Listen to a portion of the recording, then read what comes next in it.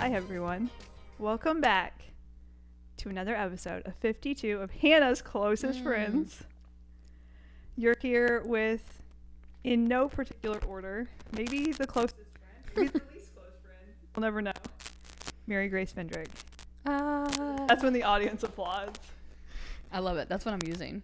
Okay. That's what we're I going. didn't say all that for nothing. You did a great job. You were like, you're not even going to be able to look at me when you're recording. And I just made sustained eye contact. It's because you're one of the funniest people that I know. You can just... I mean, keep going. I mean, yeah. Okay. This is your podcast. I'm handing over. Like, when people do those, like, today you're listening to such and such, but it's being taken over by... Oh, I'm crashing.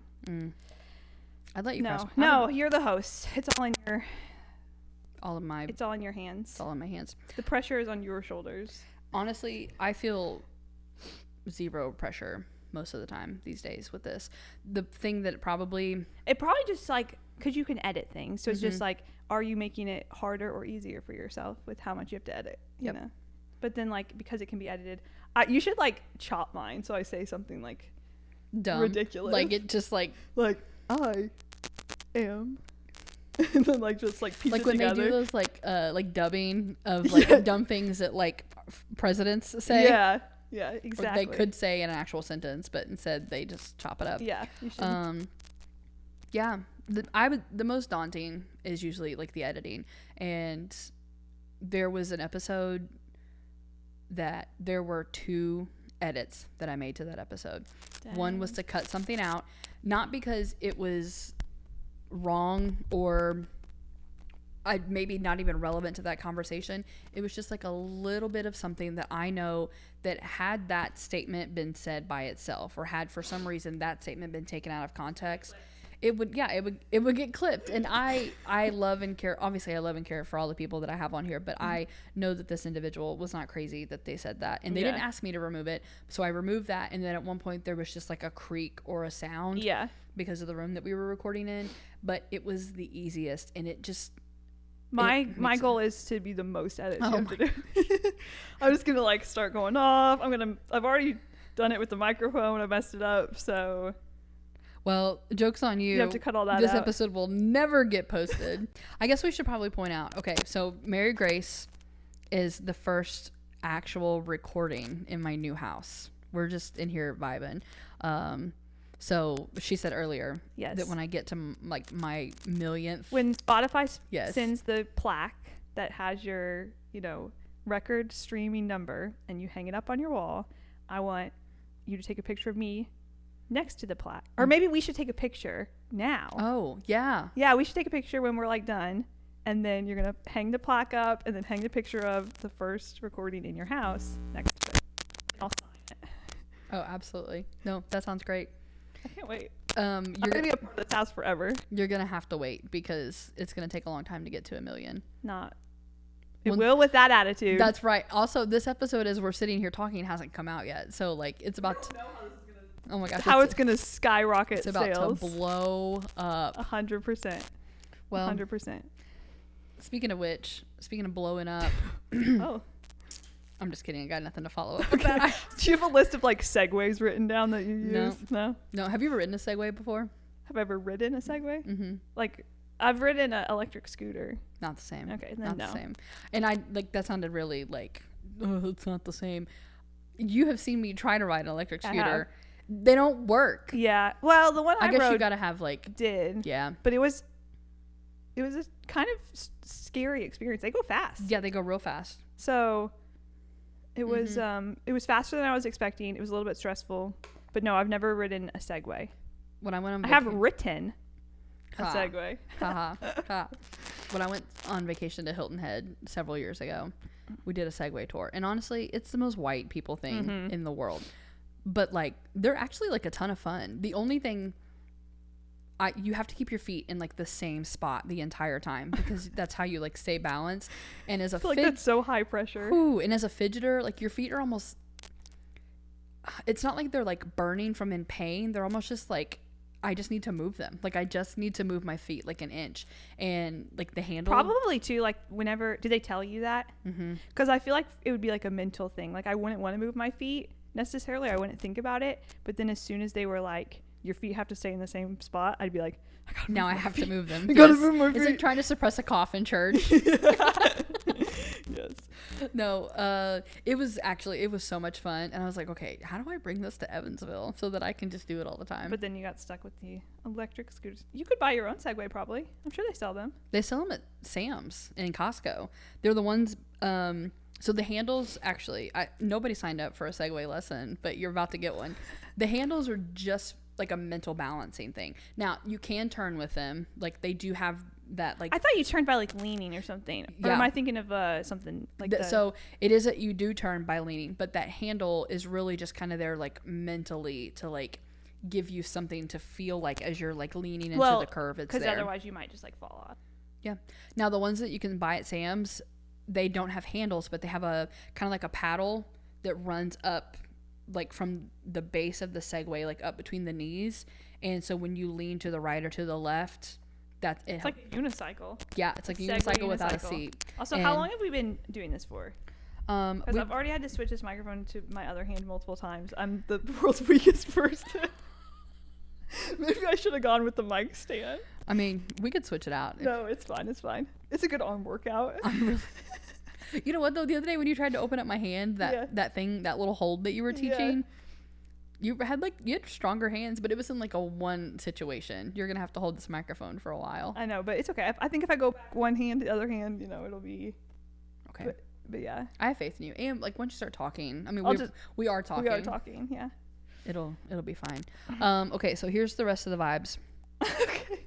Aside from I feel like this is like a podcast 101 lesson I'm getting. Do you do this with everyone? No, but I just feel like this is just where we're at right now. Is this what you do with all the ladies? All of them.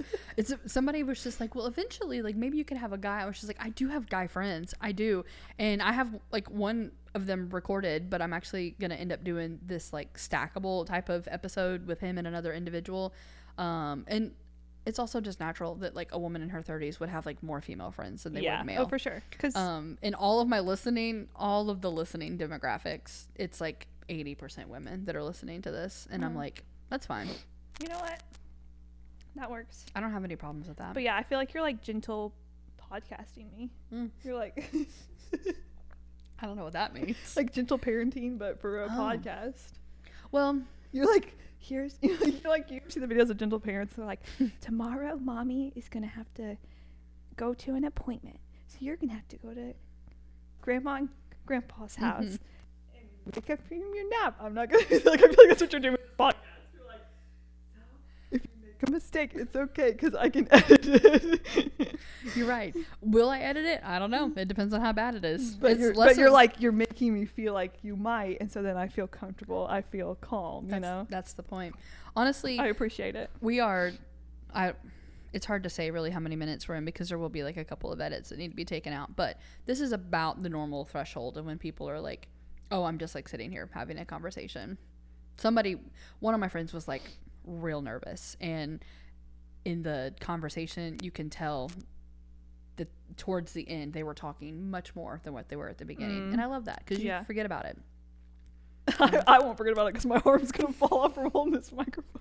Is there like you could like lean it like up as soon as I get into like this deep conversation, I'm like, oh, it's like we're not even recording anything. I'm like, I gotta switch this microphone over to my other hand.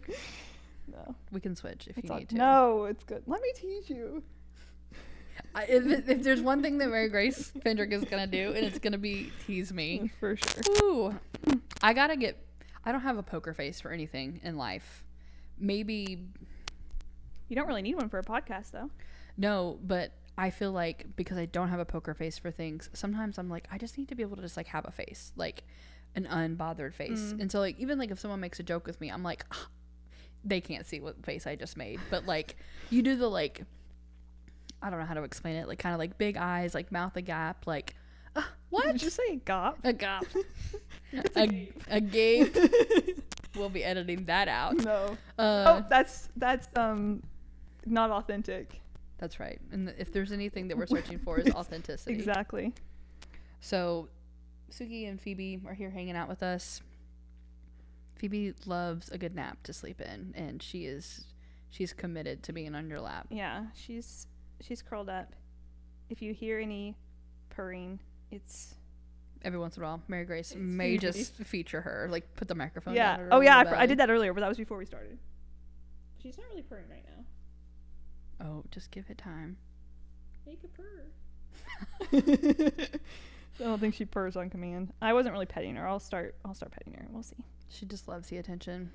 Suki's worn out, so this is a good time. I don't even mean to mention her name because it's just gonna get her all hyped up again. Okay, so speaking of hyped up, I texted you and I was just like, hey, like, do you want to come over and do this episode? And I almost texted, but I didn't. I was like, I know that you've got the race tonight, and so I just want to make sure that I give you enough space. And you were like, actually, I need the opposite. I need to like wind down before the race starts. I do. I just don't really. I still have a hard time understanding how you got into it, and it's fine. I don't need you to give me like the full backstory because I'm sure that you have. How does anyone get into anything these days? TikTok. Exactly. It was because like he just came across because he's like a guy that you typically find cute, or was it like a product? First of all, that's misogynistic. No, it's not. Yes, it is. It's like, oh, you only like somebody because they're cute. You're a woman who likes a sport. It must be because the athlete's cute. Okay, well, TikTok has a very strong algorithm. Yeah. Also, let's give some context to what we're talking about. Why don't you tell us what's happening? Okay, so Formula One is a sport. Anyway, you guys have Google. You can search it. That's what we're talking about. We're talking about Formula One. But I wanted, so it's kind of like, well, I think most sports are kind of becoming this way with like social media and stuff, where there's a portion of it that is very like, that is media-y. You know, there's more like games that they have the athletes do, or just like activities and things that are recorded, challenges, you know, that they put online. So I started getting these on my For You page on TikTok, and I don't know why, but as TikTok does, it just picked a new hobby interest for me.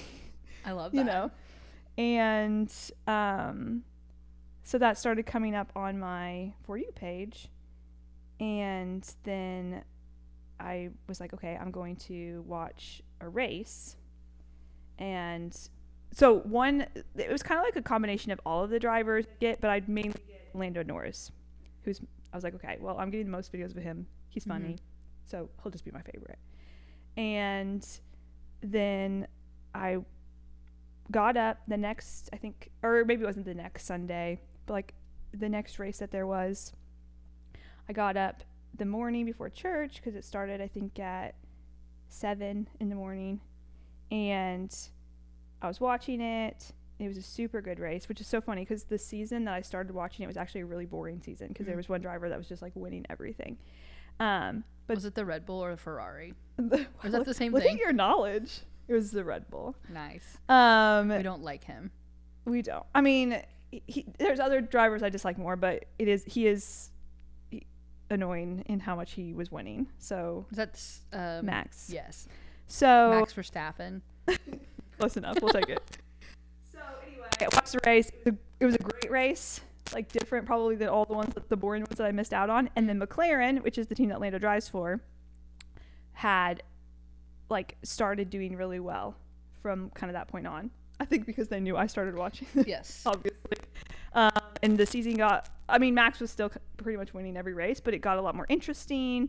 And like, anyway, that was in like 2 years ago, 2023. And then, last season was super, super interesting. And there was a lot more people winning. It's very close now. This season should be pretty close. But yeah, I do get very stressed. Just like the buildup of it, like, is very unique, I think. Honestly, sometimes the races can be a little bit boring throughout, which I think is fine because I like baseball or like other sports where there's kind of parts where it's not super interesting. But like the start is always like nerve-wracking, and if there is like racing happening, like especially with the driver you're watching, then it can be intense. So especially since they're at times where like I probably shouldn't be getting very excited, because then I either am like immediately going to church or going to bed if it's like a night one. I do feel like you're either watching a race at 7 in the morning or midnight. Yeah, most of them are, except for the ones. I watched one with you. It was Yeah, in the there's afternoon. There's a few in America and then like Mexico, and those ones are on in the afternoon. But yeah, most of them are in the morning. Is there a race in Canada? Yes. Okay. That's one too. That I think there is a guy and his son, they go to my church, that they're big McLaren fans. I think they're the one I snuck that picture. You that did, one Sunday yeah. in He was church. doing it. He's a senior this year, and they always take their kids on some sort of like a cool trip. And I think they're going to the Canada race. I'll sneak in there. And their little luggage. You could fit. I think it would work. I'll go along with them. They may not mind. I don't know. I don't know them super well, so it's hard to say. Well, I appreciate that little backstory. Something about sports, and I don't think that it matters what it is. Like some people would not consider racing a sport, whether that is Formula One, NASCAR, Indy, whatever it is, because that's just their viewpoint on what that sport is. Other people think that golf. Yeah, I think that's the thing, because it's like golf. You know, with golf, I think people would maybe say the same thing. I think most people would say golf is a sport, but it's kind of the same vibe. It's like, well, what is your classification of what a sport is? Yeah. Because I mean, it's very intense, like the racing. Yeah, and like this, like the neck muscles. Yeah. That you have to be able to withstand that, and like, I mean, this was years ago. I have no idea what the actual numbers are, but like, NASCAR racers burn like thousands of calories during a race because like adrenaline, and it's hot in those cars, and like you just have to focus the entire time that you just burn through those calories. And I'm sure Formula One, they weigh them like before like, and after, and they'll lose like well, I don't know, they always say it in kilograms or whatever, but they lose weight like during the race. I think this is a really great time, since we're changing the names of things that have been, named things appropriately for a really, really long time. I think that we should leave the imperial system. No, I'm pro. You're pro imperial? Yeah. Oh my gosh. Just because, one, it's what we've always done. So like the process of having to relearn. It's not just getting like a Gulf changed on a map. Yeah, and realistically, like changing the name of something, like people are still going to call it the Gulf of Mexico, and it doesn't really, I mean, I still call it Twitter. Like if you call it X, you drive a Cybertruck. Yeah, get out. I don't want to know you. But so like that, I feel like isn't the same as something where it's like actually impacting how you're like having to do the math and stuff, I just remember in school, I had a really, really good, in 5th and 6th grade, I had a really, really good math teacher, and she did like a full conversion breakdown for us of like both the imperial system as well as like grams and Suki, please don't do that. And it felt like it made more sense to me for us. I think like for some things like science-y things or like baking, like I think it is supposed to be better. Yeah. But like for the temperature outside or I don't know. Why fix what is I think it is broken. I think it's broken because we're like the only people, like we're the one of the sole countries, if not the only country. I don't even know who uses it, but I know we are not of the majority of this. And I'm not saying that we should just like lean into the majority, because then you've got people out there are going to be like, well, that's how you start a one world government. Like, yeah, I don't see the point in changing it. Really, there's probably no point other than. But if you are very passionate about this, I'll get behind you and then support you in it. Because I can't say that I'm like... We get to pick one thing that I'm passionate about, and you get behind me. Please don't let it be that. Okay. I have lots of other things that get behind me. Whatever. I'll keep that in mind. I'll support you no matter... On many things. Many things. I said to somebody recently that I was trying to be... not like just a yes person, but I feel like I have been a pretty like agreeable individual. Because sometimes I just need a moment to be able to process what's been said. And then after I've said it and I've agreed with it, I'm just like, I don't know that I like fully agree with that. But in that moment, I didn't. And so they were like, okay, well, say something controversial. And I'm just like, okay, well, I can't just like pull a controversial thought out of thin air. Yeah. It doesn't work that way. And if we think something, we might not think it's controversial. because You don't obviously notice we that think it. So we wouldn't even know it's controversial until someone pointed it out. You know who's going to point out a controversial topic? Who? Anything that comes out of my mouth, the three of you. Even if it's not controversial and I just want to take you off.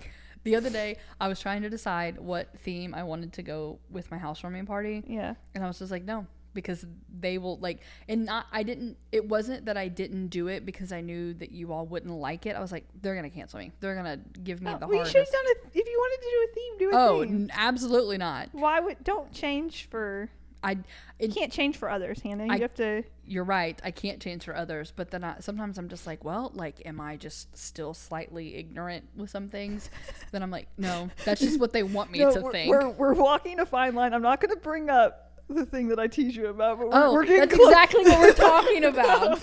We're getting close, so I won't mention it because I don't want it to get clipped and you to get canceled. Yeah, it's a constant fear. I'm gonna have to start putting my foot down. That's one of those things I'm just gonna have to start having a poker face about, because well, I don't know, maybe this is not the place to dig into that. Yeah. Suki, get down. We're having a this is a serious conversation. Read the room. This is why Phoebe's better than you.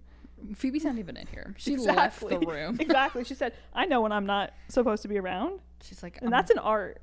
She's like, I'm gonna go sit in my window out there. She took a little stroll through the backyard the other day. Did she? Yeah. I love that. I hope she enjoyed it. She probably really did. And honestly, cats come back so much better than what dogs do. But she doesn't have her front claws. And it's not safe for her to be out there with the alley cat. With the alley cats. With the bittier alley cat. I've got that cat colony across the street over there. Really? Yeah. There's more than one? So many. They used to all reside on my porch, and the only one that's here regularly now is the flat-eared cat. He rules the roost. So, yeah. Anyway, I did change what the invitation looked like. Well, that makes me sad. Well, it shouldn't make you sad, and I'll tell you what it is. That you... When we're not on the microphone, because then I don't want to get that clipped, because what was the theme going to be? It literally is not even a big I just feel like now I'm in my head about okay, here's the theme, and if you're listening, I want to know what your thoughts are. I was gonna do like a taco nacho bar, and it was going to be Mi Casa is Su Casa. Okay. Because I thought that would be so cute. I was like, nope, they're going to hate it. They're going to just give me the hardest time that, like, my culture is not your costume. No.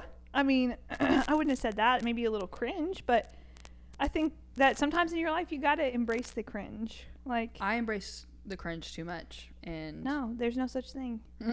Because here's the thing. You know, why do we care what other people think about us? Not in regard to like actual, things we can change and grow. I'm not saying don't ever take people's advice on anything, but like, why do we care what people think about us in regard to being silly or something like that? Because at the end of the day, you're both gonna die. So, you know what I'm saying? Like, we go our whole lives like thinking what other people are thinking about us, and it's like we're exactly the same. Like, we're just all here for a little bit, and I'm having more fun while I'm here. I think the problem is I have too much fun. Also, I'm a hater, so yeah, you are. I do. You are. Here's one thing that I know, and it is that Marygrace will be totally fine, and then you're gonna do one thing, and she's gonna be like, "I'm really starting to hate you right now." I don't think I've ever said hate you. I don't really. Maybe not. Hate's the wrong word. She liked you. I'm glad you changed. Hate Suki a little bit, not a lot, but you're about to get canceled. Why? Because nobody hates Suki. That's not true. One other person hates Suki. I won't mention that person. It's that bad, huh? It's still a point of contention for me. Oh. Well,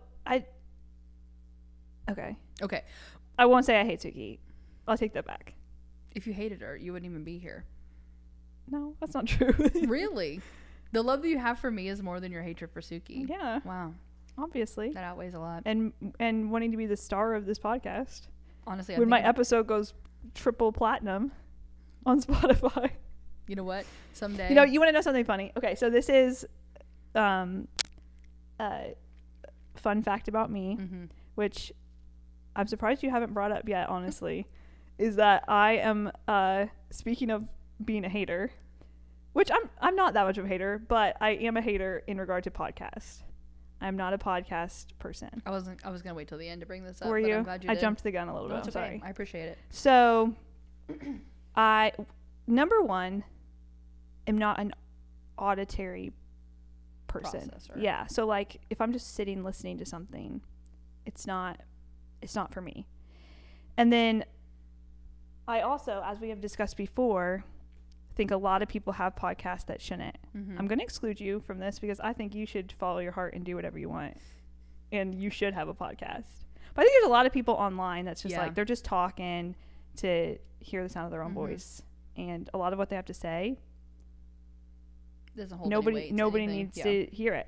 But when preparing, so taking into account my hatred of podcast, but then also my love of winning things in your life, being the best for you, I have two wolves inside of me. Okay. I was thinking about this. One is like, I don't like podcast. And then the other wolf is like, you will be the best guest this podcast has ever seen.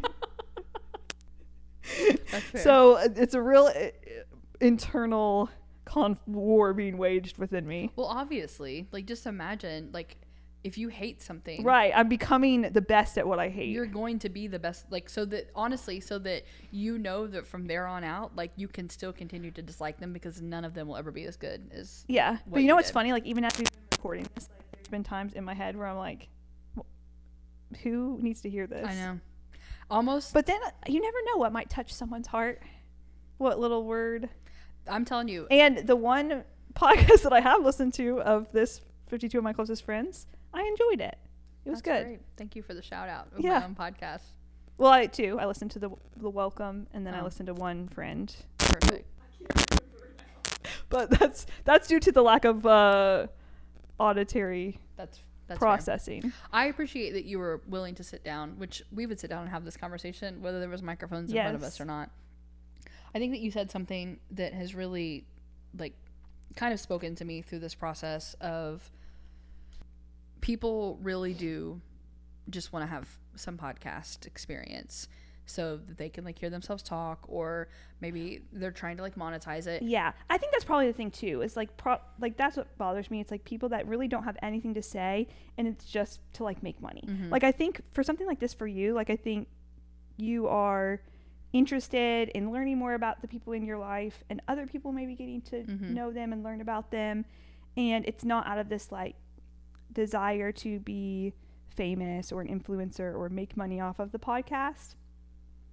And so I do think that there's something different there. And then I think there also are podcasts that are educational, which I don't consume, but do kind of understand the point of them. And I understand why people listen to them. But then I think the majority of podcasts do fall into that, just talking to talk to like make money. Yeah. But then also, isn't that all entertainment? So I mean, not one to judge. It's just like a different form. And I used to listen to a ton more podcasts than what I do now, because I would listen to them either like on my drive, or I would listen to them sitting at my desk. And the attention to detail that I have to have when I'm working, I can't do both. And the problem is that if I'm listening to a podcast, it's because I want to hear what the content of this episode is about. Yeah. And so I think the thing for me is because there are, in the same with any like media, just being like mindful about what you're consuming. I don't think that all media has to be like necessarily educational. Like I think there can just be like entertainment for the sake of, entertainment. But I think because podcasts have that, there are educational podcasts, then it kind of sometimes seems like, there'll be these people that have these where they're just talking, and then people aren't seeing those just as for entertainment. Like I think if it was seen as like just for entertainment, then I would be fine. But people will listen to those ones and be like, okay, every single thing that this person says is true, or it's like meaningful in some way. It's like, no, they're just being funny. And there's nothing wrong with like it just being a funny podcast. I don't know. But once again, who am I to judge? Podcast judging. We listen and we don't judge. That I am judgmental, and There were some episodes of different podcasts that I obviously listened to before I started recording, just to kind of give some perspective of some things that I wanted to do. And shortly after an episode came out a while back, one of my friends was just like, I loved this. It sounded so much like another podcast that I listened to. And she sent me a link to this podcast and I listened. I was like, yeah. I was like, that's kind of what my podcast sounds like. And then I had this moment of like, okay, they're just talking, you know, like they're just talking about their life stories.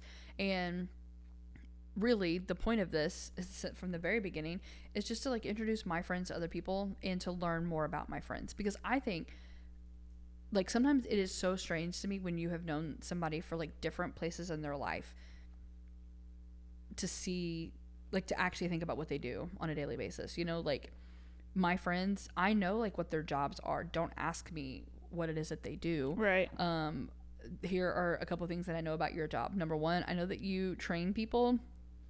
I know that you drive to Ohio. Sometimes. I know like the company that you work for. And I know that like you're pretty good at your job based on like not just like your path to success, but like what relationship and like the value of like trust that your organization has placed in you.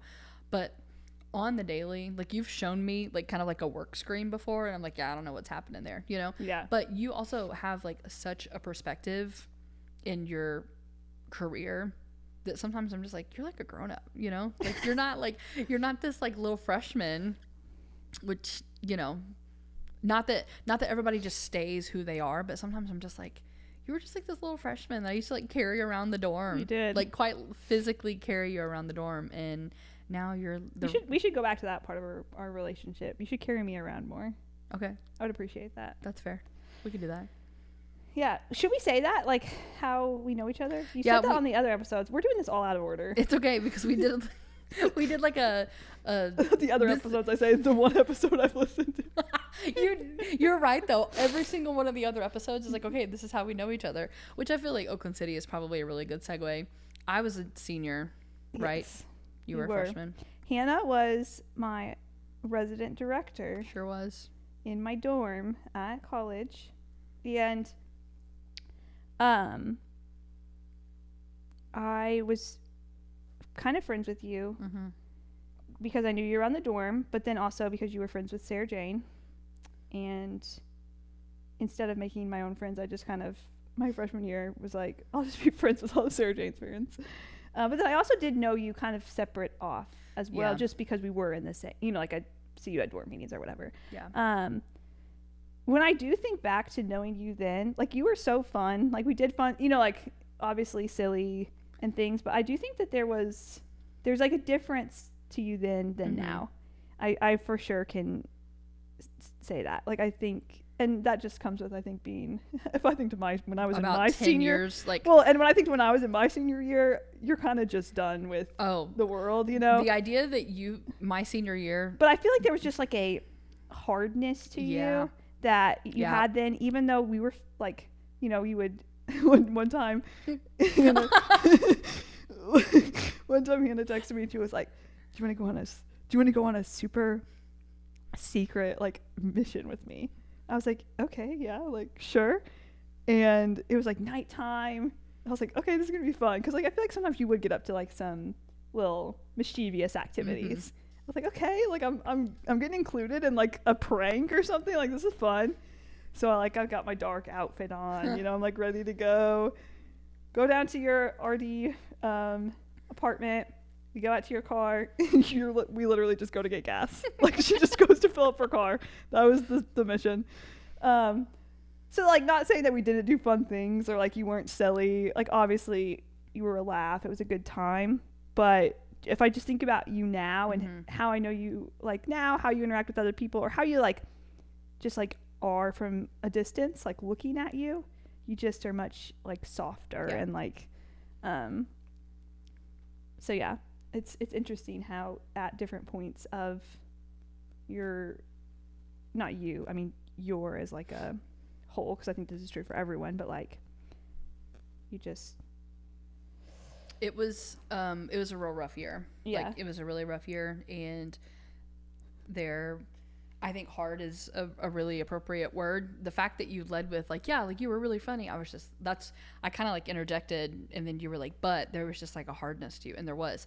And I think I said this on Emily's episode. And anytime that I think about my senior year, you are done. Like there is a piece where you're like, I'm just done. But I also had so much responsibility, like too much, like an unnecessary amount of responsibility. I also, in one of those responsibilities was supposed to have a helper and I did not, like, and it became a point of contention with a lot of people. And it just, my senior year was not great. There were also like some friendships that like started to like crumble that year. And continued to crumble even after I graduated when I wasn't there. In some ways I'm thankful that I wasn't there for another year.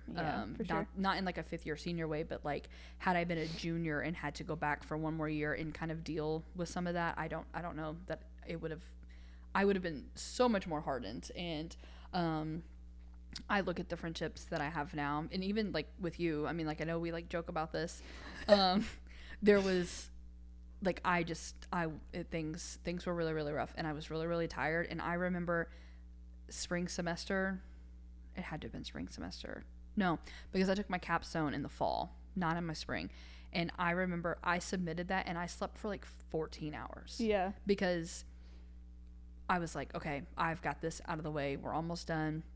But I don't know. I hate that, not that I hate that like that was like your first impression of me, but I hate that also others who have not had since the chance to see that like, oh, that was not just her whole personality. I think though, honestly, it's probably more noticeable to me knowing you now.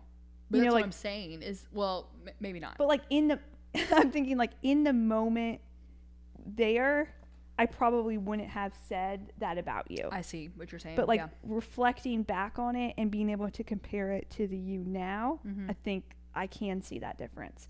Let's be honest. I was 18 years old in my first year of college. I wasn't thinking about anybody but myself.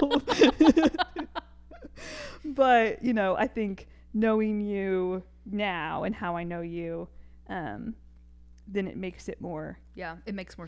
You can see and you probably obviously see that difference in yourself because you're you, so you're gonna know yourself and how you're different. But it's also affirming because like even like Sarah Jane and I have talked about this, about just the change that you see. And I mean, quite honestly, it's called sanctification. Like it's not anything that I'm just out here like championing, because I don't even necessarily know, like I know we keep using like the word hard, but like I think that was kind of just like the start. Like I think I went through probably the next 4 years or so of that, like just in this like, well, actually, I think it was maybe because like at Oakland City, like I had like a professional role there, but then I also had like a spiritual role, and then I also had a relational role, and I just chose. I can't compartmentalize this. Like, there's no way for me to compartmentalize this because some of them overlapped with each other. And so then I remember when I left there, and then just a year later, I started working for the YMCA and I was supervising people again. I went total softy. Like, I was like, sure, yeah, like whatever works. Like, probably shooting myself in the foot a little bit and not leading people appropriately, but like also they let like a 23-year-old be in charge of a bunch of grown adults at an after school site. Like that was their bad. But I made like a huge shift because I saw like how like strict and like hard I felt, and I was like, I don't ever want to be that way again. So then I developed this like really, really awful pattern of where I became way too soft on the people around me, and there was like no accountability except for I hadn't lost like a piece of that edge of like that hardness. And so when I did address something, it was like too far the other way. It was way too far the other way. It would go from like everything is sunshine and rainbows and I'm so proud of you to how could you let this happen? And part of that is just being a young leader and working through that and learning like where does grace and mercy and judgment all exist, not just in like a spiritual world, but like in a relational role. And no, I'm glad that you see that contrast because I said this recently in a podcast that I am very critical of my past self because I'm always just striving to be the best version of myself. And so I'm not critical of most things from that year because I had that hand dealt to me, and I feel like that I did the best that I could. And I'm thankful for how everything has fallen into place after that, you know, like honestly, like your friendship and Sarah Jane's friendship being like two of those things that I'm thankful that we've come out on this other side of. We almost didn't for a little bit. We almost didn't. Never forget. Hashtag unfriendgate. I think, well, there was a point where I was no longer following any of the Fendrich sisters on Instagram. Yeah. Here's the thing. I'm going to go off on a little rant here. This is a way that I feel I've been personally harmed by Hannah Bedwell. But not the fact that you unfriended me, because protect your peace, right? But the fact that it wasn't even me. This is what I take the most. Go on your rant. No, like treat me for me. If I've done something to wrong you, not a second should pass before you unfriend me. Like, wow. Go for it. I don't care. No forgiveness? No forgiveness. Okay. Whatever you want to do. Unfollow me on all social media. But I don't think that I should be unfollowed due to a situation with others. But okay, so we talked about this at Mo's house. But I also know that Mo's house could be a gray area for you at this point. She got sick. She got sick, and so it was really sad. But we also need to. That tradition needs to keep happening. Hannah, what do we call that? Happy Hannah days. Okay, so genuinely, and I think that this is a framework, not just for like this situation, but I think that this is a framework for so many things in life. Not that I'm like making excuses for it, but like if I do something to you, okay, like if I do something that like hurts you, people around you are going to see that like gap in our friendship. And we also like our worlds are like pretty tightly intertwined. Yeah, but I think the thing is, at that point they weren't.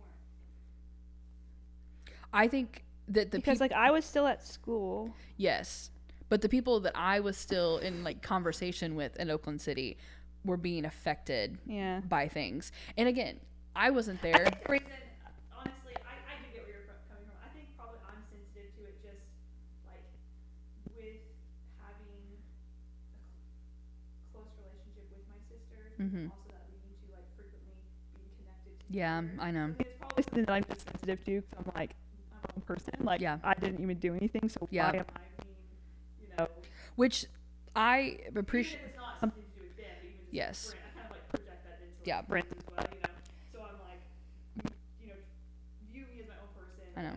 The ways I've wronged you or something like that. But I think also in this particular situation, I think in most situations in my life, I was just like blissfully unaware of what was going on. So I didn't even notice that you're unfriending me, I'm gonna be honest. Nobody did until we started being friends again. Like until we started like wine walk 2023. Yeah, exactly. Fall wine walk. Yeah. Oh, Instagram must have glitched. What? How did that happen? I'm not following you. Honestly, such a good moment. But you're right, and I'm thankful because, and like I'll tell you, like from the outside perspective, like because you and your sisters are so close, unless you like know you all individually, you're just like, oh, we lump them together. Yeah. And that's been something that I have been like super thankful for, is just getting to know each one of you like individually. And so, and then being able to express to you, like, I want like you, Marygrace, to be my friend. Yeah. Without the expectation that like I have to have the same level of friendship with Sarah Jane or with Ann, Yeah. And asking you almost in a way to like trust me, to let me be your friend without feeling like I see you as just one of a 3-part system. Yes, And I've been really thankful for that. And honestly, I think you do a very nice job of that since Unfriendgate. Oh my gosh, is now a story of reunification, of friendship, and how after the darkest nights The She's sunrise. just lying in bed crying. Sunrise is the brightest. No. And you know, a lot of it too, your brother said this one night, and I was just like, oh man, because like he works with college kids. Mm-hmm. He's like, you got to give so much grace to college kids. And I was like, I'm talking that to myself. Like, I'm taking that to myself. Because I don't have a regret about how I handled that situation. Because honestly, like, to quote you, like, protect your peace. It literally just, I was so frustrated. I was also exhausted. Like, I was exhausted that even after being out of school for a year, that I was still like being brought in on conversations. I'm just like, I'm not there. I don't care, you know? But then there's also just the piece of like not addressing things. You just have like an unsettling. Mm-hmm. And then anyway, I am thankful that we are now on the side of it and that we're friends, and me too. All bygones are bygones. 100%. And that Mikasa is Sukasa. It is. And I can't wait to come to the party. It's going to be great. I'm going to come in full sombrero, fake mustache. Now who's getting canceled? You're the one who picked the theme, so. No, I changed my theme.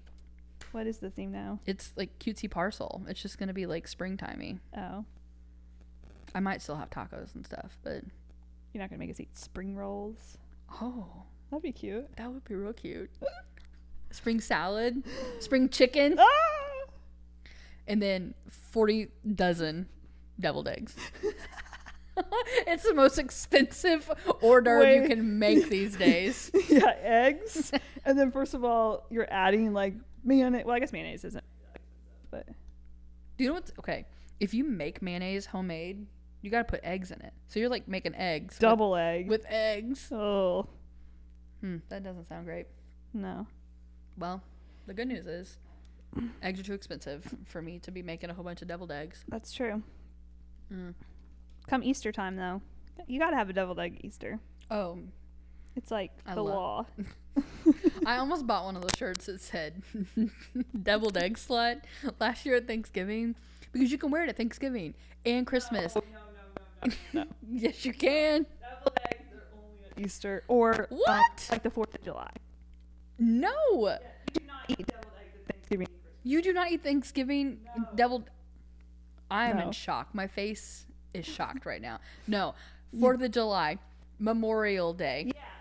They're like Easter, summer. Thanksgiving, Christmas. And honestly, why not Halloween? Deviled egg. Deviled egg. I'm now passing out deviled eggs to these kids when they come up on. They're like walking down the street. You're like, here's a deviled egg. You know what? If they don't eat them, their parents will.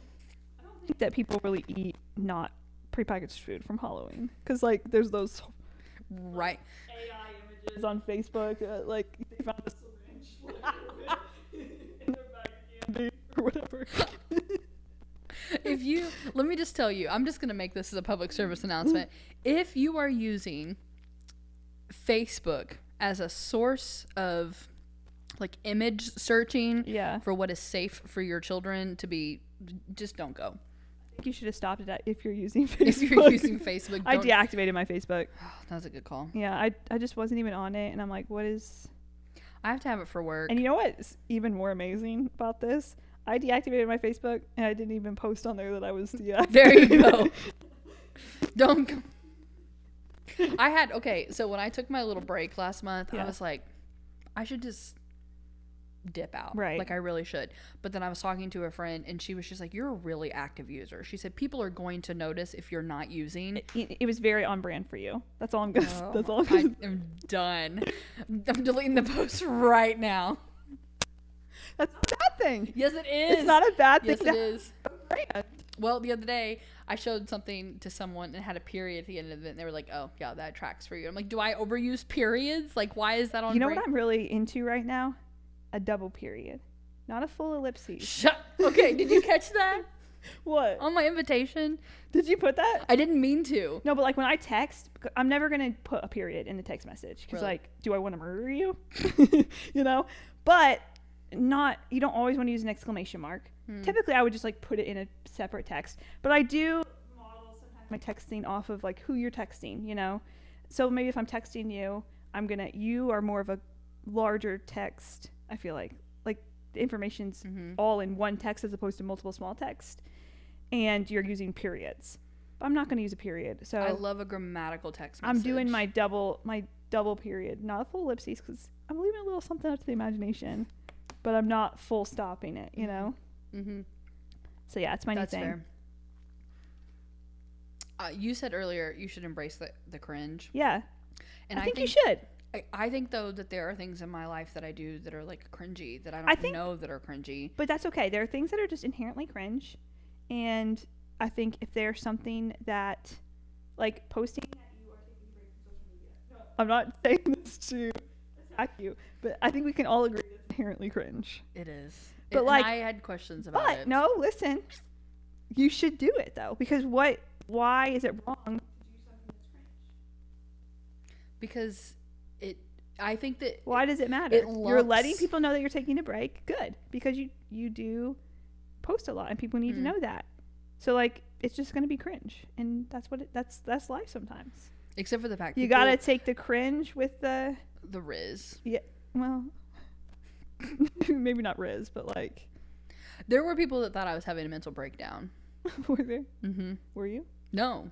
I actually was just like, I feel incredibly clear-headed and super happy about this decision. I need to delete my social media because just like how much time I spend on it, it's bad. Well, I took about I'm taking my weekly screen time to the grave. You can't get that information out of I'm not kidding, and it's almost embarrassing to say, but honestly, at this point, come to me if your screen time on your phone is if your screen time weekly average is below 7 hours a week. Tell me what you're doing. Yeah. So I will raise that with mine was on an average between 8.5 and 9 because I'm just on it so much. Like whether I am in transition from one thing to another. I took social media off of my phone. The only social media that I was doing was to be posting about my podcast. Yeah. That was the only account that I was using. My average went down to 5.5 hours a week. Dang. So I'm spending 3.5 hours a day on social media. Yeah.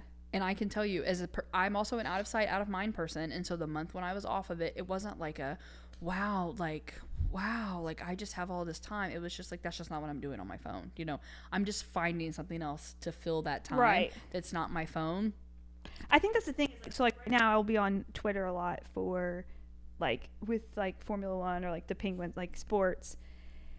And I'm willing to bet if I was okay, I'm going to delete Twitter off my phone. I'm sure I would find I'd be reading articles about it, or you know what I'm saying? Yeah. So. Well, I started using it tomorrow will be Sunday. So this will be the first full week that I've been using. I don't have the Facebook app because it's just unnecessary. But I will go to just my browser on my phone to be able to access Facebook. Last night when it was storming, Wayne Hart refreshing that page over Gold 14 and over again. News. And they have the little live stream. Yeah. So I think there are things, and I told my it just was it was a drain. Well, no, it's just big time boring me. Yeah. Facebook was just I'm not getting anything out of this. It's not entertaining. Well, and I don't feel that the things. And there's that I know about you, the things that you're not searching, the things you're searching for online, you're not getting through Facebook. Not one person on my Facebook is watching Formula One, right? You know, but I've had TikToks and Instagram suggestions come through, maybe because we've talked about it and my phone has been in the room, right. You know, but also people that I follow and I interact with regularly follow that, and so my phone's oh, hey, would you like this? You might be interested in this. And you said no. I don't hate it. If you don't have to like it, it's probably a little cringe that I like it. No. And you know what? I don't care. But here's because I'm gonna be. Here's what I will tell you, in that I think that going back to kind of what we talked about earlier is that, I grew up in a large household, not quite as large as what yours, but I grew up in a large household. If one of us would have, which sports was slightly different. All of us had a different sports team that we liked. Yeah. I think that was just almost because we're all contrarians and we're I refuse to like the same sports team. Sure. One of my brothers, it just happened to be whoever won the Super Bowl that year, you know? I mean, nice. Subtle. But that's also coming from a Yankees and a Packers fan. Oh. So you know. Okay. But I have been consistently a Yankee and a Packers fan. Explain yourself to me. Okay. Well, I'm going to give you the middle finger. It was because full circle, I had a crush on a boy who. So you were projecting your internalized misogyny onto me when you asked that. Of course I was. Don't we project everything internal onto the people around us? No, not if we're self-actualized. Oh my gosh, get your therapy terms out of my house. Don't act like you don't project so much. I'm just kidding.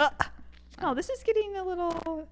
We're using a little targeted words here. I think we should take a deep breath. Wow. I feel better for that. Everybody feel nice and calm now? Do you? It's great. It's good to know. No, I think you saying like you think like I can't talk. Formula One is cringe. It's not cringe. It's just like I don't think most people don't. I don't think that it is. I'm just like, I don't know anything about it. I would be still completely clueless if you didn't know. But I'm also, when I see Formula One, I think of you, you know, like it's a connection. Whereas I would not want, and I think that like it's probably too much. Like if you were like, hey, I'm gonna really, really start. Sorry, I was gonna make a joke. I hope you do. Please make a joke. When I get invited to themed Mikasa parties, I think of you. Okay. To be known as to be loved. I'm never inviting you to anything again. You're gonna get a text message. That's it. It's gonna be like uninvited, unfollowed. It's not warm for you. It's actually very, very cold. No, from now on, you're not getting any. Like I'm having at least 6 house parties this year. You're just gonna get a text. The text is gonna say, I'm having a party at this time. Come if you want. And I will. I know. And you know what? Here's about me. No, I love an invite. I love a theme. You know that. We have theme parties all the time. Yeah, but I also, to be honest, I don't see, when I think about the people that are organizing those themed parties at your house, I just assume that you're just like, yeah, like that sounds cute. I like that. And then you'll like throw like one idea out there. Not because, here's the thing, not because you don't like want to contribute or you don't care to contribute. I just think that there are people in your house who care more about that contribution, you know, and you're just like happy to be there and happy to know that people are welcome in your home. Yeah, sure. Oh my gosh. No, you're right. I usually am good for a pun. Yeah. For the theme. Yeah. Definitely. I mean, because like, think about like Valentine's Day. I was there the night before. What were you and I doing? We were vibing. I was gonna say something, but I don't know if you allow swearing on your podcast, so I won't. We were throwing something in a circle. Have you done it today? I haven't. I will. Okay. After we wrap this up. You better get over that. I would just like to plug as references of what we were doing on Valentine's Day. Well, it was actually officially Valentine's Day. There is a playlist out there called Grinding in a High School or a Sweaty High School Cafeteria. It's so good. If you're a millennial, which statistically shows like most of the people listening to this are of the millennial, you got to go look it up.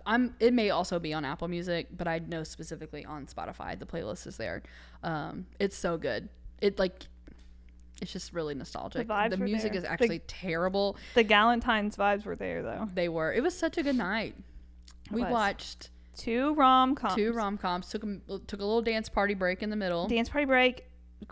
Almost DoorDash some popcorn. But did I tell you? Yes, you told me that. You told me that. Yeah. I have some in there. Yeah. I thought about eating some later. Next time we went to the store, I think we got a big box of popcorn. Gotta have that popcorn when you're craving it. We did. We almost DoorDashed popcorn. Yeah. But Simpsons was closed and Schnucks was expensive. Yeah. I would have paid it, honestly. I wanted it that badly. You were desperate. I was about to order it. The little pretzel rounds were really good. Yeah. Though. Yeah. Well, here's what I was going to essentially say is that I think that people should just be able to independently do the things that they like. Yeah. Whether the things that I do are like on brand to me or cringe, whatever, like I don't care. Like I really don't care. You know what I mean? And I think too, is this what you were maybe I got you off track. I apologize. I went off on a little tangent.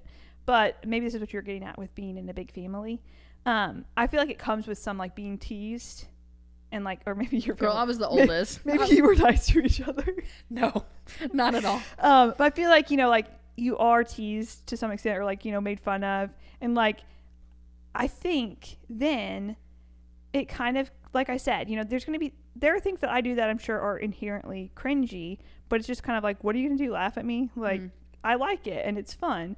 So, and when you grow up kind of like joking with each other and making fun of each other, it's like, that doesn't bother me to the point that like, I'm not going to do it, you know? That also shows your birth order right there.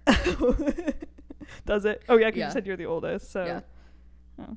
Well. But you're right. Like. But like, I think when you do something that's cringe, you have to kind of be self-aware enough to know that like, this is kind of cringe. But then also know that like, it doesn't really matter. Like, it's okay. And if you make a little joke about it, like, I'm going to take the joke. Yeah. You know? Well, I am a deconstructing people pleaser. I think I'm stealing that from someone who said that the other day. So I wish I could give them credit. TM. Trademark it. I'll give whoever, if I remember who it was, I will happily. That's probably the most millennial phrase I've ever heard in my life. Well, it's not coming from me. Okay. But pass it on to whoever said it. As a deconstructing people pleaser, and I know you hate this. You hate to hear it, but as the eldest daughter, so much spoken. You're also the youngest of 6. Did you know that Hannah is the eldest daughter in her family? I'm sure you've mentioned it on previous episodes. I don't know. Maybe my very first episode. I don't know. Okay, so as the eldest daughter, as the eldest, and a deconstructing people pleaser. Number one, those words I kind of choked on them on the way out. It's fine. Like, I was not the one that was typically the butt of the jokes because I was the oldest. I also, like, I'm 3 years older than the next one, but then the 3 are all within 3 years of each other. So like, there was just a full gap there. And sorry, I coughed. No, it's okay. We allow coughing on here. Like, I wasn't the butt of the jokes, which means let me back this up. One of my friends will tell me that she has a hard time remembering that I'm the eldest daughter because, like, I do have, like, I am a jovial individual, you know, like, typically your eldest daughters they're just can't even get out of bed. The weight of the world is pressing down upon them. I mean, when you have to balance making sure that the economy doesn't collapse, that your parents are taken care of, that everything's going smoothly. I mean, how do you even have time to take a breath? You don't have time. You do not have time to take a breath when you are the emotional bandwidth of the house. Do you just wake up in the morning? Is your alarm that song from Encanto about the pressure of carrying the family? Luisa sings? Yeah, it is. You just wake up and you're like, yes. No, why do you think I live 3 hours away from my family? I love them, but I can't handle it anymore. My chest is tightening just thinking about it. Oh. All of this to say is that I was not the butt of the jokes. Sure. My sister was the butt of the jokes, and this is not a therapy session, so we will not be diving into that. So, man, we've really taken this so far, and I love it. What I'm saying, though, is, like, I feel like it is a normal thing in a family where, like, let's say, aside from sports, but I'm going to use a sports analogy because I think that it's a really good one.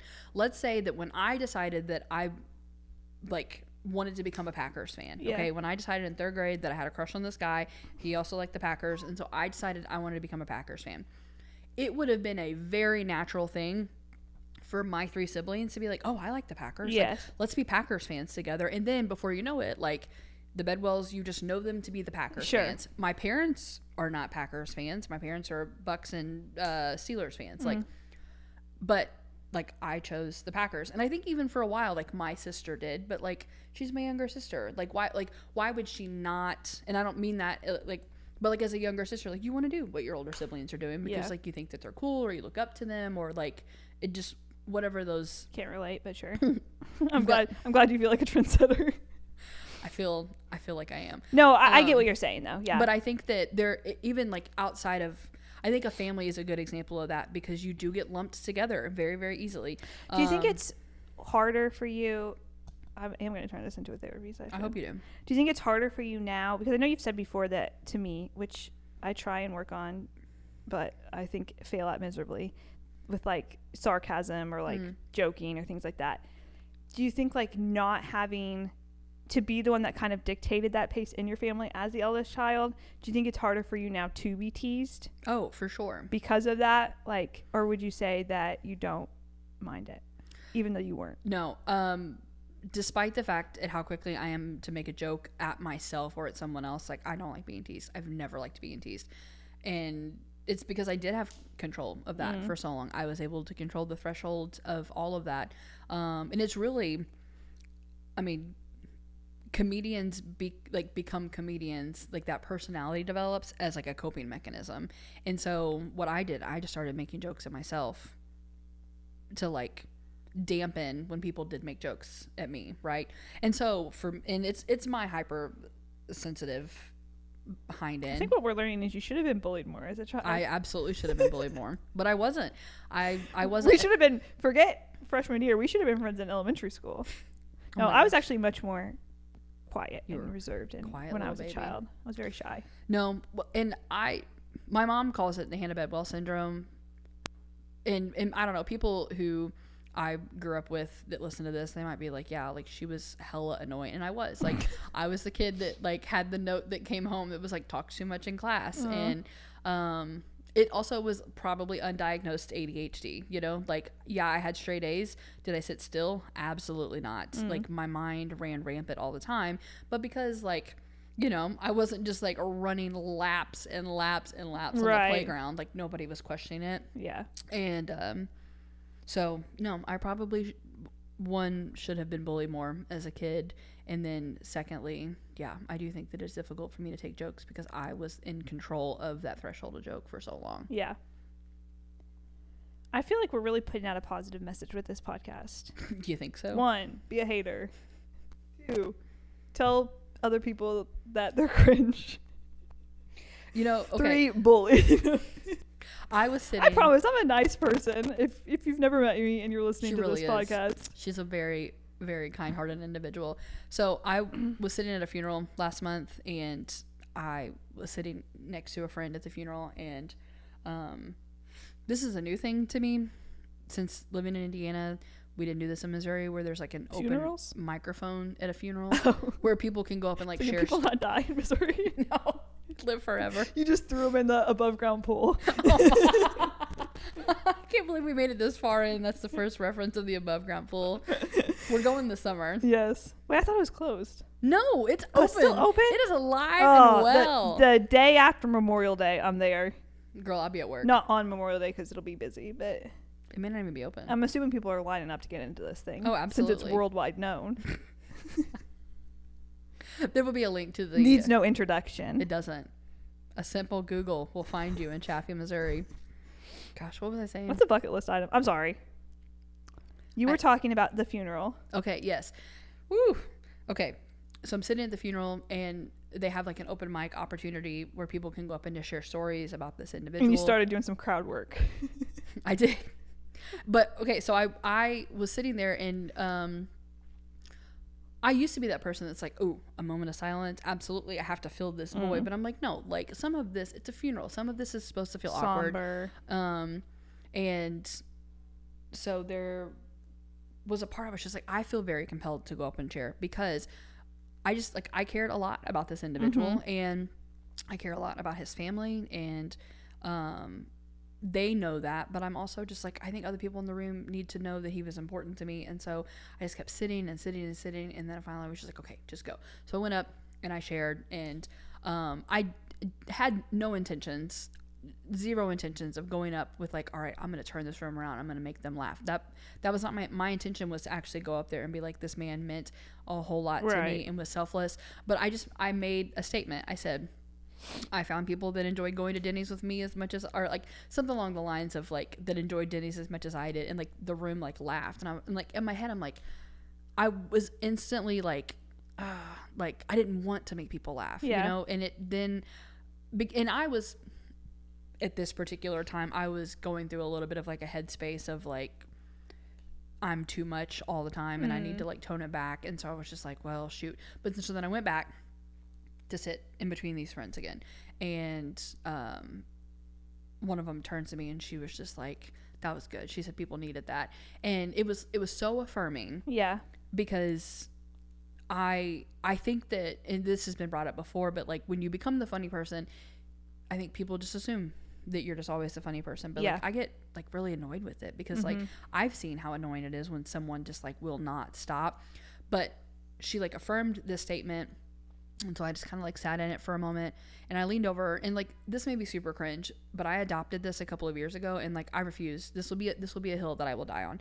I told her, I said, the things that people say at a funeral, they should be telling people on a regular day in their life, you know, like if you do something well, like I want you to know that I think that you're doing that well, and that like I'm proud of you, you know. I don't want to wait until one of these days, which like first off, I'll die before you, so it won't happen. You will be at my funeral. It's just will you? What's that? I mean, how do you know? I could die on my way home. Okay, well, we're not praying that over you. I just can't imagine living a day in my world without knowing that you're not here. Wait. So I like this train of thought, though. What would you say at my funeral? What would I say at your funeral? Yeah. Like you're getting up to give not my eulogy, but there's an open mic night. Okay, there's an open mic at my funeral situation. Okay, well, first off, I would start by playing the instrumental version of Shorty Snaps by T-Pain. No. Okay. For serious. Yeah. Like I would approach it the exact same way that I approach dead because serious. I'm dead. I would make sure that the room knew that despite like how it's very easy for you to just like quietly fall into the back part of the room and just kind of like just be chill, and like you're not that like you are a dismissible individual, but I think that you also are just not like a people individual. You very comfortably slide into those like back corners of the rooms. But I would want people to know that like you are thoughtful and intentional, and you're not afraid for the most part to be honest about things, and you also have like an expectation for people in your life, which is something that I also share. I wouldn't maybe be saying like that I also share at your funeral, but I'm just you're sitting here on my couch now. But just basically telling people like you are intentional and you have high expectations for individuals, but that like you're caring and that you very much love Jesus, despite the fact that in an hour's worth of a podcast you judged everything that came out of everyone's mouth. And just wanting people to know that I don't know. I wish that I could remember what I told you that night at Bud's. You asked me what my favorite thing about you was. I do remember that though. We both did. Yeah, I asked you said something. and you asked me. Do you remember what I said about you? No. I said that I said that you very much are Oh. I do remember because I've been thinking about that a lot. Have you? Yeah. Was it in a good way? Yeah. Like I think it was like good in a way where I think it's clear that you know what my expectations are in like a friendship, but that I am able to like give those expectations back, that I'm not asking for like empty promises. Yeah.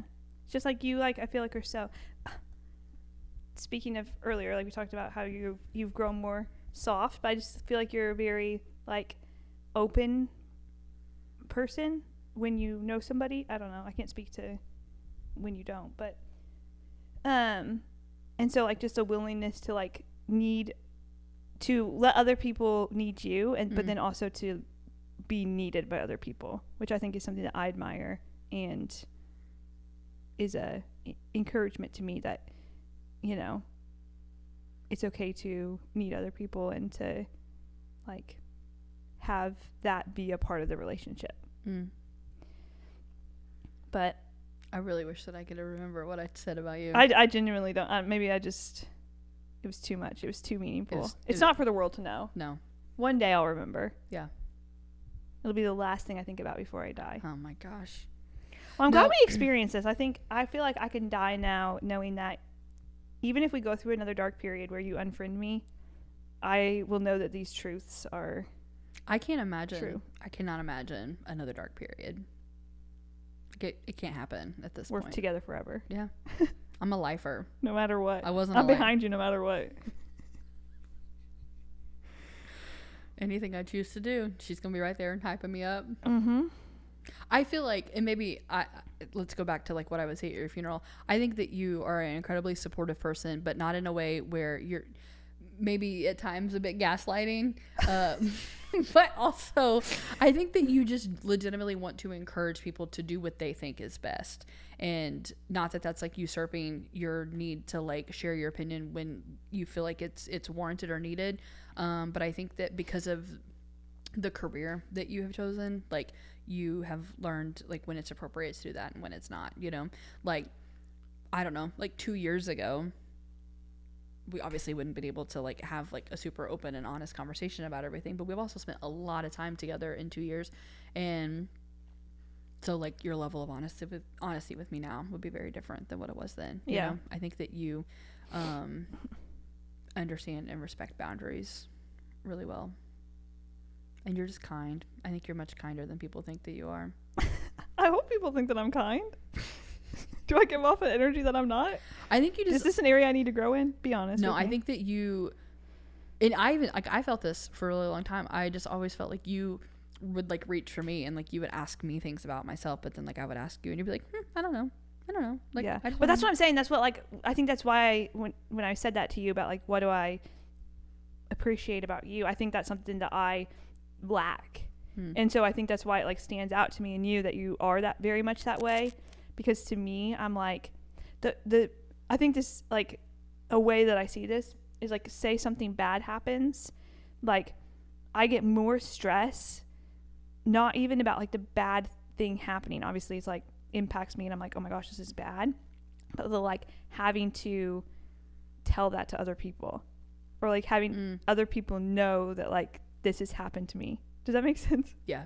So, like, you know, and it's probably because my number one coping strategy is just pretending that the bad thing isn't happening. So, like, if other people know, it kind of limits that. But, you know, like, if somebody dies, I'm like, okay, this is sad. Like, you know, and, like, obviously I don't want this to happen. But then, like, I'm also thinking, like, I don't want to have to ask to give this as a prayer request. Because it's going to, like, be me, like, needing other people or, like, other people knowing. And so... but that's obviously not a healthy way to have relationships with people. And so I think when I see that in you, that's why it really stands out to me. It's because you are always there for other people, which I would say I'm okay at. I think you're much better at it than I am. But then you're also not afraid to have other people be there for you, you know? Yeah. And so... I think that just speaks a lot to your willingness to be open and to, like, form, like, relationships with people. That's an acquired trait, though. Yeah. Like, even, I mean, I put the work in. I need to put the work in. It's hard. It is very hard to approach relationships open-handed. That is incredibly difficult. I think that it's very limiting, and not everybody has the capacity for relationships that I do. And I don't say that as just... But I don't even think it has to be, like, number-wise. Because I think that's something that sometimes people get caught up on is, like, oh, you have to have these deep, meaningful relationships with 1,000 different people.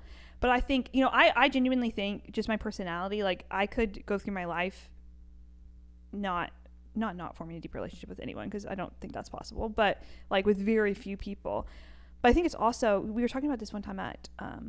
small group, because I was talking about how I was really struggling with, like, just kind of going through the motions when it comes to, like, Bible study or even church. Like, I'm doing it every single day, but it's just, like, something that I'm doing every single day. And one of the women in our church that's in our small group was talking about just how relationships can impact that, you know, because you can talk about something new that you've learned, or someone else can share something that they've learned, or you can be going through something together, and then it's going to encourage that, like, not just mundaneness about it, because now it's relational.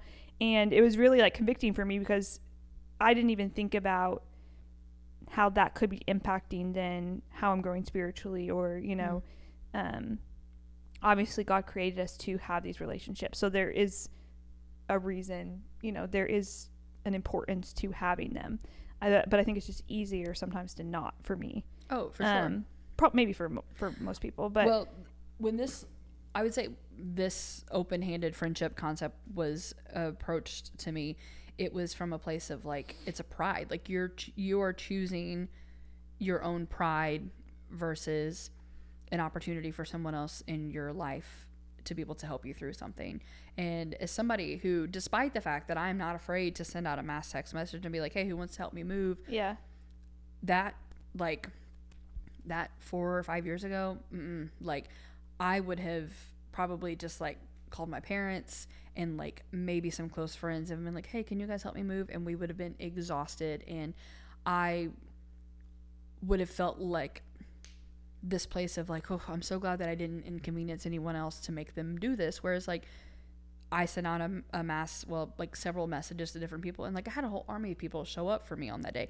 That is, like you said, that I have put in the work for that. Yeah. But it is a pride thing. It is, I know that I need help, and I am only hurting myself if I don't ask help. I think mine's like a deep fear of being perceived. You don't want to be known? No.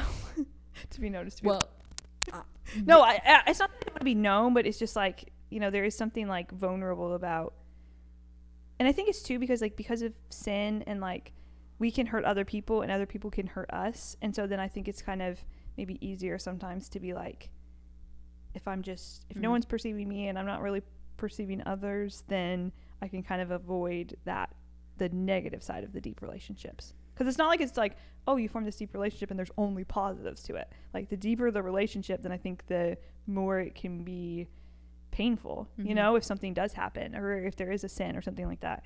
So I think it's kind of, for me, it's almost if I just avoided it at the beginning by not starting it or not opening it up, then I can't have the bad side of it. Yeah. But obviously the blessings of it are going to like greatly outweigh the bad side for the vast majority of those relationships, but thinking about the worst, you know? Yeah. Well, that's interesting.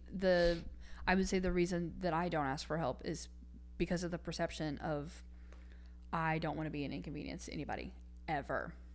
Ever. Like I had that conversation this morning kind of about like, you're not in like, I guess like I'm saying this to myself, but then I'm also saying this to people that are like listening and like also saying it to you. Like we are not inconvenience in each other. Right. If anything, I think that we could be putting ourselves in a position to where we feel like we're inconveniencing people more in our life than what they are. Not because like Phoebe says, I don't mind it being inconvenience. She's like, I'm gonna curl right up on your lap. She was like, we're talking about inconveniences. She said right in the middle when you're talking, I'm gonna get up on that microphone. She knows. That's okay.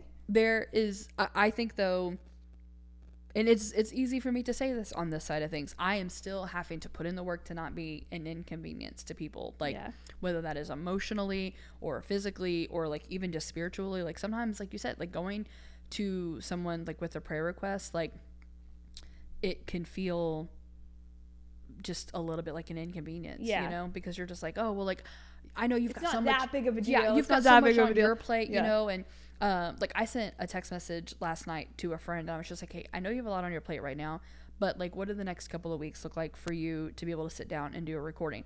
I know they have so much on their plate, but I also know because this person has expressed to me, hey, I want to sit down and do your episode. I'm not doing them.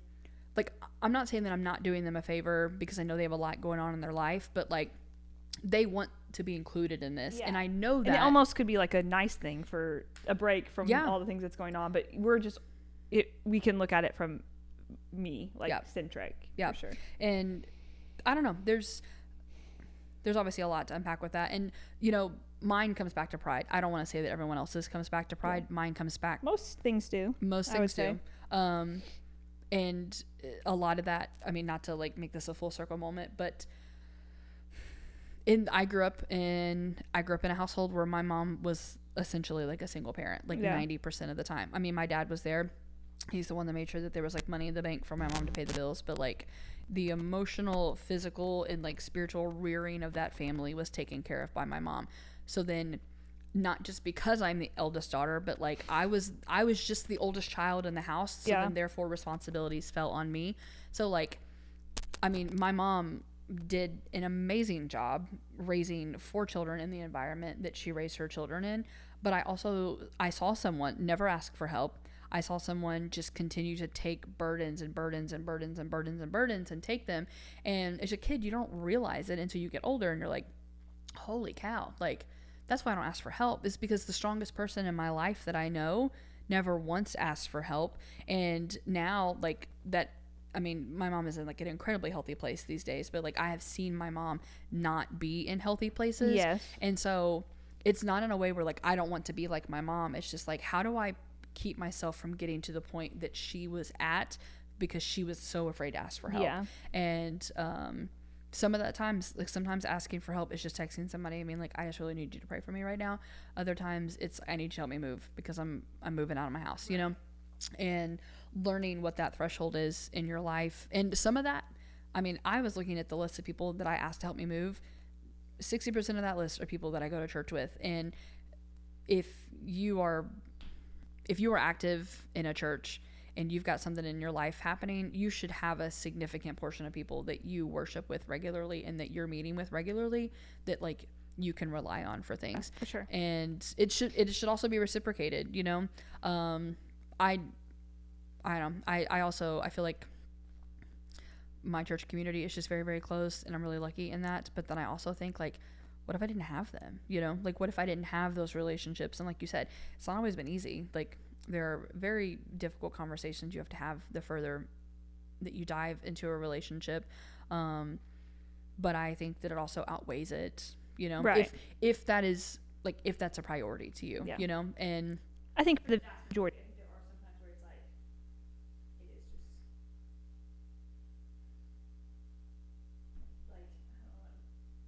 you know, there's just a sin that happens or something where it like really is probably not worth it almost to have that relationship. But I think that's probably, you know, a decimal percentage, and then it's easy to take that and blow it up into, this is going to happen with every single deep relationship that I form, you know, where it's like, that's really the vast majority are going to be incredibly beneficial, you know, edifying, grow you in all these different ways, and also you can help others grow, you can get support and give support. But like, it's easy to look at, you know, the worst case where it has, you know, been bad or whatever, and then just like, okay, this is gonna be every single relationship ever, you know. We in the fall went through the Sermon on the Mount series, and one of the weeks my pastor was talking about relationships, and he kind of, like, this wasn't like the peak of his message, but it's the part that I feel like I really took away with, and I'm still kind of sitting with. And he was just like, if you don't have one person in your life that like they could, he said in like a loving type of way, but like just couldn't like just ruin you, like pummel you, like they could list all of your sins, all of your struggles, all of those dark sides. He was just like that's also a problem, you know. And that is difficult. I mean, like, think about the amount of pastors that come out because they've done something illegal or they have done something inappropriate, and one of the very first things that they will say is like, I didn't have anybody to talk to. Right. And recently Annie F. Downs was giving this talk somewhere, and she said, if you feel like that you are in a place where you have no one to talk to, you have no one to share that sin with, you have no one to bring your burden to, she goes, go pay someone to have that done. She said the idea that we don't have someone to talk to, she was just like it. And I like, the clip was like kind of cut there, so like I didn't go finish watching the rest of it, but I was just like, it to me, in combination like with what Jeremy said on that Sunday, and then seeing this need for like deeper growth in relationships in my life, it made me think like, I have a couple of people collectively, if I brought them together into a room, they could ruin me, you know. But I don't just have like a person, you know, like that person that's just like, all right, here is the deep, dark parts of me. And it takes a really long time. It takes a long time to cultivate those relationships. And honestly, I think that the more that I've like sat in it and I've prayed over the last couple of months, I think that it's also okay, because of the quality of friendships that I have and the ones that I have been able to build and maintain throughout the years. Like, I think that it's okay that I have different people that I go to for different things. Like, I had a mild panic attack a couple of weeks ago. I didn't call my best friend, you know, because that was not who I needed in that moment. I texted a close, trusted friend because I knew that their response would be, I'm praying for you right now. There was no text later that day where they needed to give, they needed a synopsis, they needed a wrap up. They just said, I'm going to pray for you, because that's what I needed, you know? Whereas like, if I'm needing to like confess something, or if I'm like really struggling with something, like I have a friend that I can go to for that. And I think that there is just like this deep seated part of me that like just really wants to be known. And so maybe that's why I struggle sometimes with like feeling like things that I do that are cringy, because I'm like, I'm not meaning for them to be cringy. And I'm also not over here just like letting you, like, I don't want it to be thought that like I'm trying to be what everyone else around me wants me to be. But like, there's just a piece of like wanting to be known, but then there's also like an equal fear. Like, I'm not going to let one person know everything about me. Right. You know? Yeah. But I think that it is difficult, and I'm not saying that we all have someone that you could just think of off the top of your head that you could like run and tell things to. And honestly, it's a luxury for people to be able to pay for therapy. And so I'm not even saying that if you don't have somebody. I think her context was like church leaders. Yeah, because it's going to be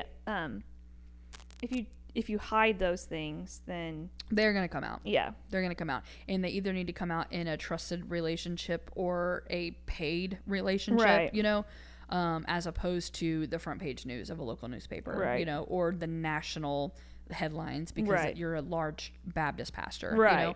And so I don't know, I think essentially full circle with this is that like the context of relationships can like make or break how you're able to be seen with one another. Because I think about the context of, you know, when you and I first became friends into the context of what it is now, like right. we're very different people. Yeah, and we've grown, for sure. And thank the Lord for sanctification, because 100%. Otherwise we would not be who we are today. I think I might be going backwards. What's the opposite of sanctification? I'm kidding. Definitely desanctification process. No, not true. No, I think that you're great. I think that you're great. I think you're great too. Great. All right. Well, you have any closing thoughts? I'm trying to let Phoebe in on Phoebe that. was purring. I don't know. I hope this has been beneficial. Mm-hmm. I hope it's been educational, like all podcasts are. There you go. Or maybe a little bit entertaining. I hope so.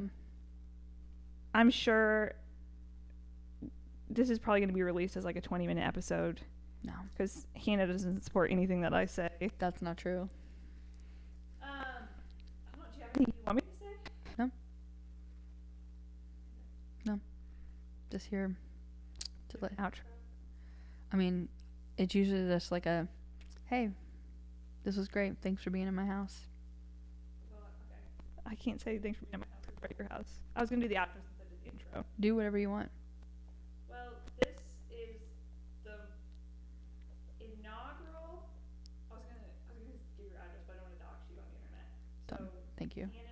This is the inaugural Hannah's New House episode of 52 of My Closest Friends. Thanks for listening. If you made it all this way, like and subscribe and share. Don't know why. We don't know why you've made it all this way. Yeah. But yeah. Inaugural New House episode. It's going to go multi-platinum. It might even outsell Kelly Clarkson. Throwback. Yeah, thanks for listening. We hope that you'll listen to the next one too, and then the next one, and the next one after that. Like, comment, and subscribe. Leave a review. Say this is the best episode yet, and how much you loved it. And yeah, come back next time. We'd love to see you. That was great.